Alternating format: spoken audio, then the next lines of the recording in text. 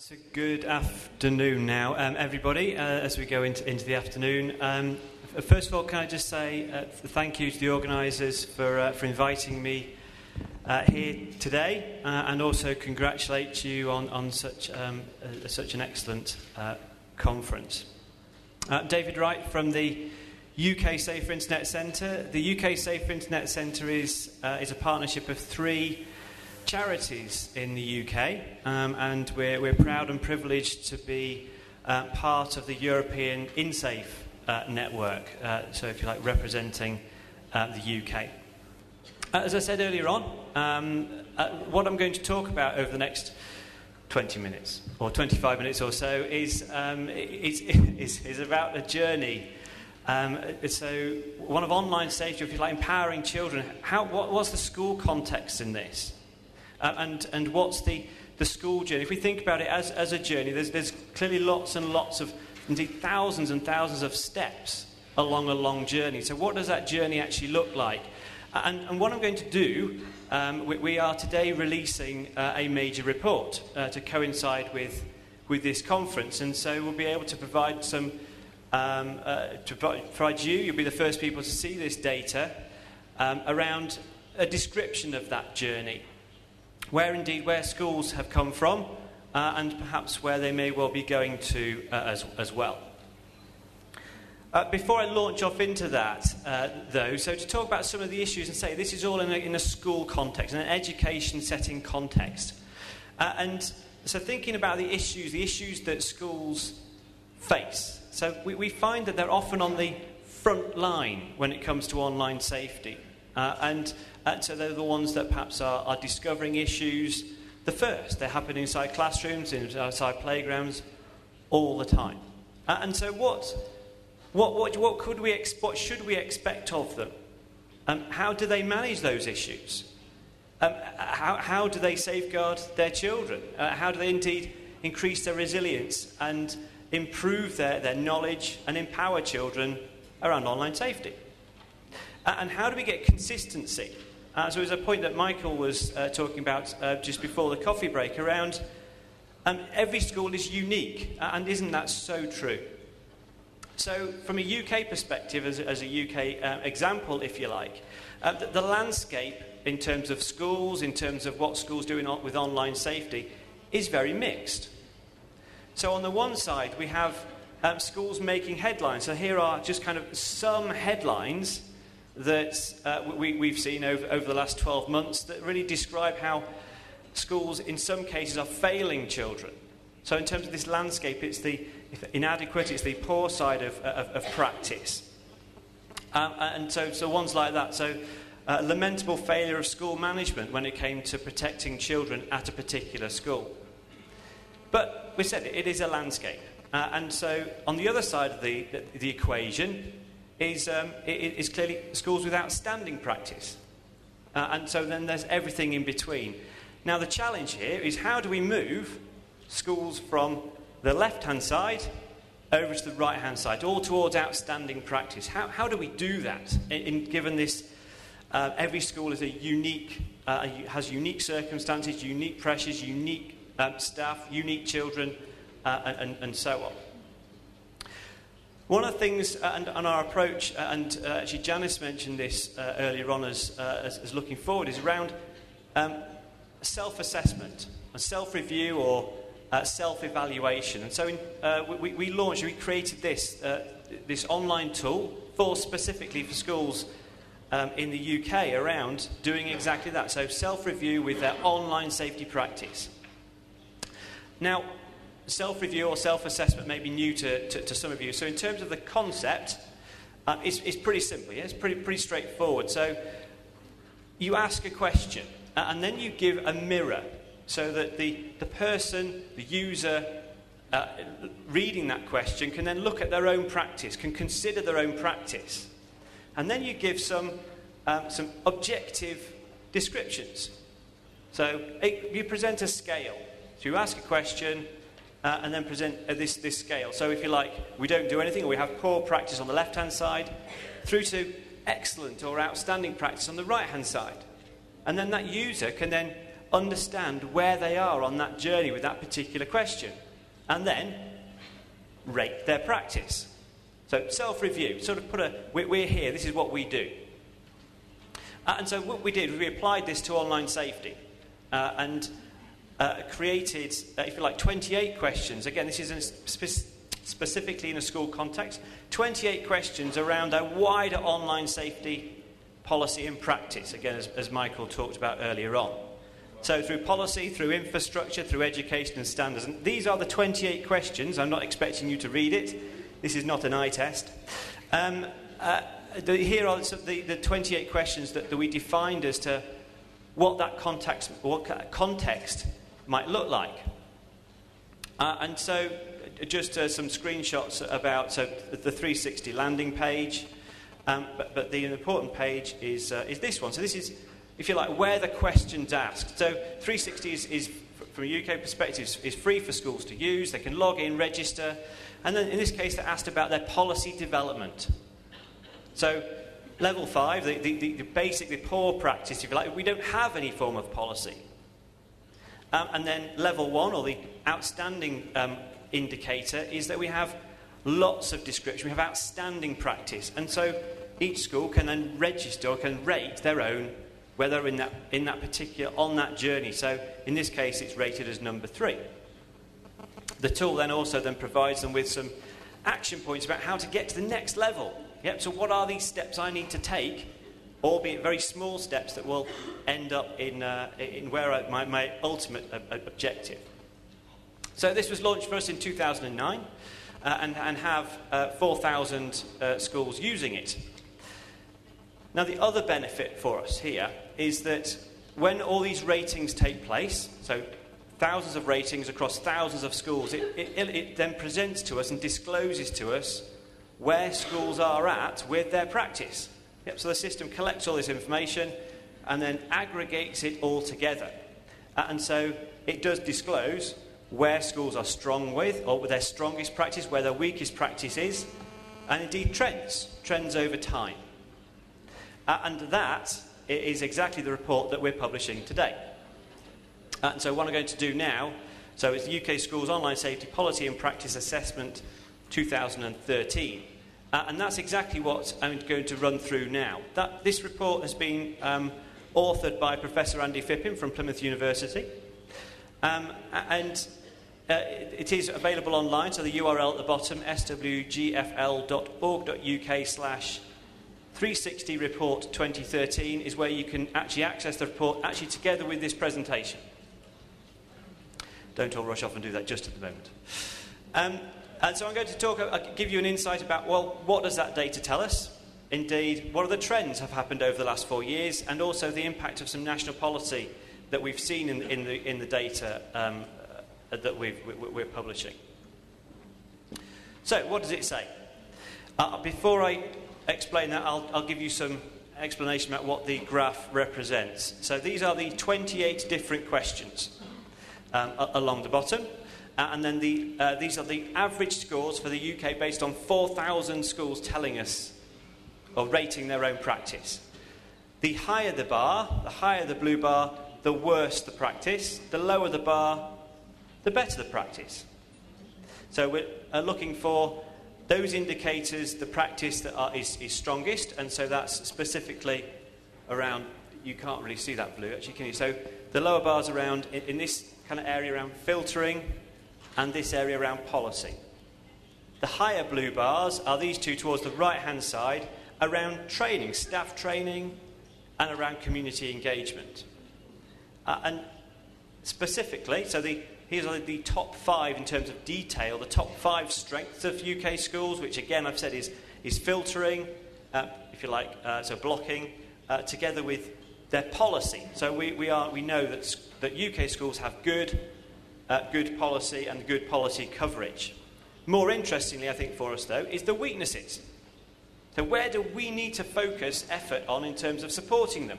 What do we need to do to help push up the weaker parts of their practice? And that comes around, as I said, around training.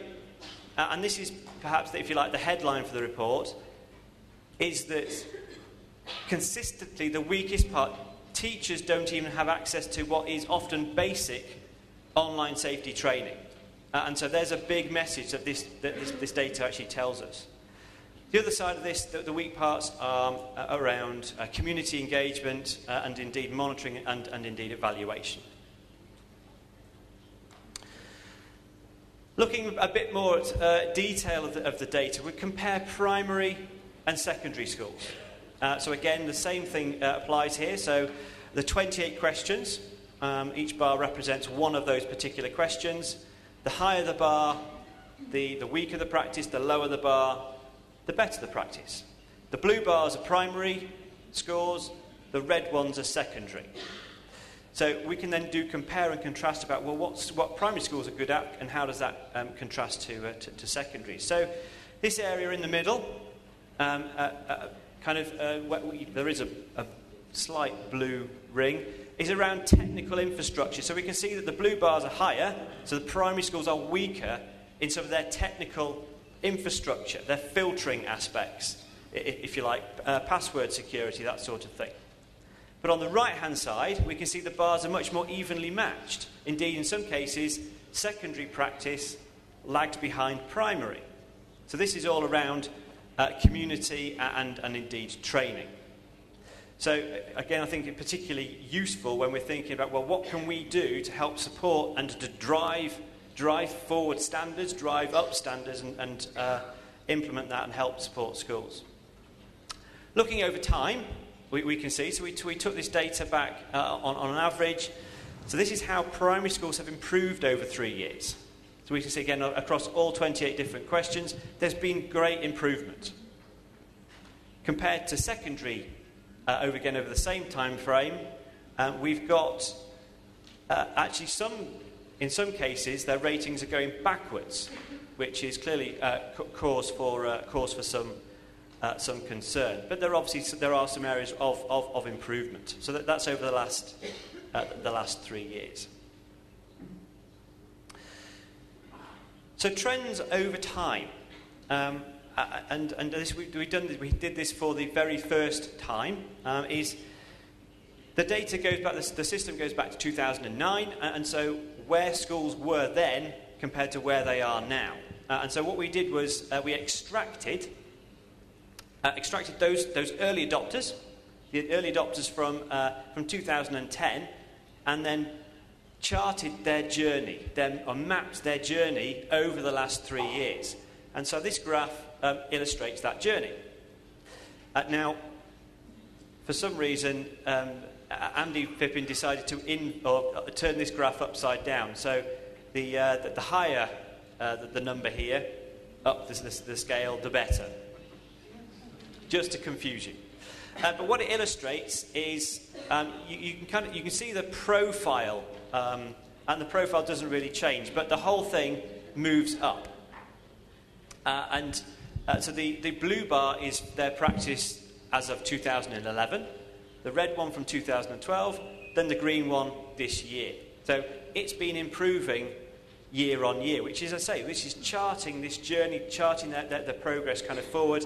As they go through 360, they're reading the ratings, they're implementing action, they then re-rate themselves, and so the journey, the iterative process kind of continues, and we drive schools forwards.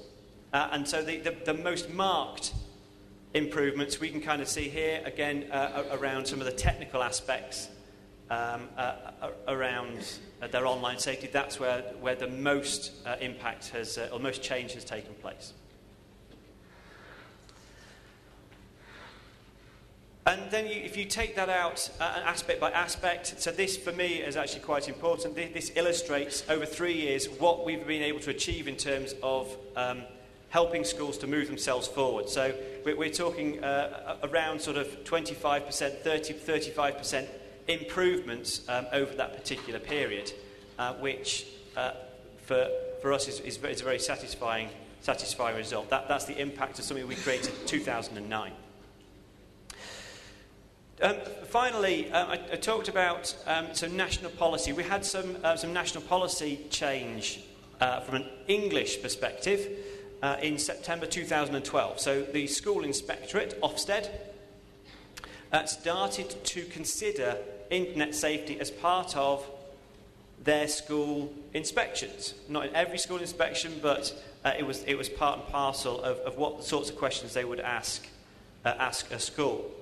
And what we were really intrigued with whether or not there was any impact in the data that we saw in terms of activity and registrations and ratings within the tool. So we took a look at the data to see if there's any correlation between this date of September 2012 and before and afterwards. So this is the number of registrations that the system saw in September, in a 6-month period from September to April, you can see from 2010 to 2011 to 2012, and a dramatic rise, a 32% rise following last September. So that's what we're attributing to the impact, if you like, of national policy change. But to be able to provide Ofsted back with some data about the actual numbers and statistics that reflect that change has been particularly powerful. This is the rating activity on a month-by-month basis. And again, there's been a dramatic rise in rating activity. So schools are clearly much more interested in the subject because they may well be asked questions during a school inspection because of the national policy change. And I say it's just then particularly useful to quantify the impact of that policy change.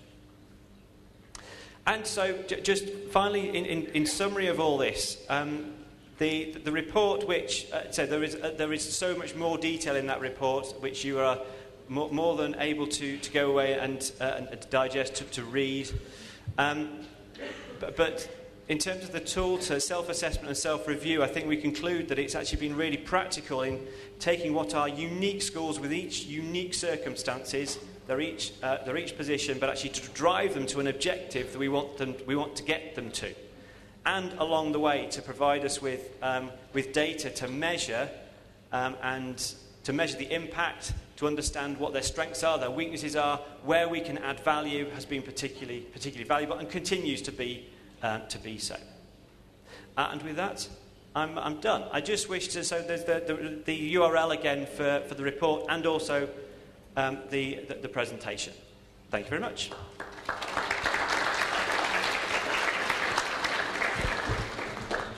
Thank you very much, David. Other questions from the audience? Over there, Janice. Julia, can you bring the microphone?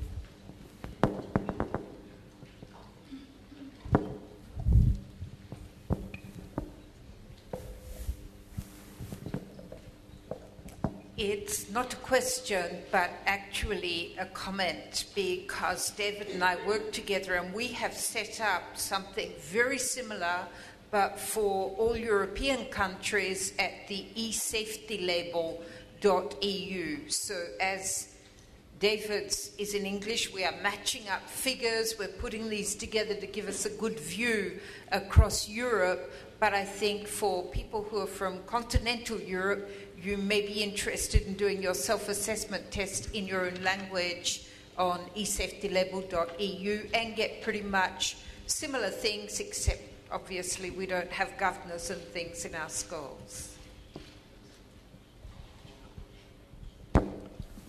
Any other questions? So this tool is available in Polish? No, not yet. And but I have a question.